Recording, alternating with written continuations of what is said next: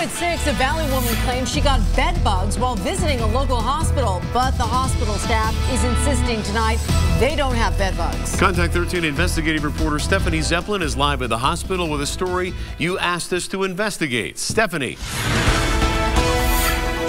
Tricia, Steve, this woman came here to Desert Springs Hospital where she says she went for one problem, and when she came out, she says there was another one. When you go to the hospital, you expect a clean environment. Janisha Jones now has her doubts. I came in there for one reason and walked out with something else. That doesn't make any sense to me. She says she went to the Desert Springs Hospital emergency room late Thursday night. As she was getting undressed for part of her treatment, she says she noticed these bug bites on her body.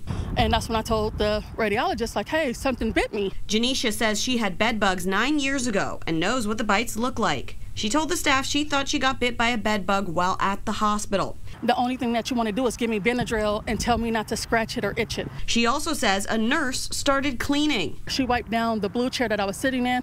She wiped down her chair. She started wiping down all the chairs inside the triage room. We reached out to Desert Springs Hospital and they gave us the following statement. Quote, Desert Springs Hospital has investigated the situation and inspected the ER, and there are no bed bugs. We have not treated any ER patient for bed bug bites acquired at Desert Springs Hospital. Janisha showed us this Benadryl she says she got at the hospital pharmacy, but it could have been prescribed for several different things. So why is there such a gap between what Janisha says and what the hospital says? It's almost impossible to prove where you pick up bed bugs.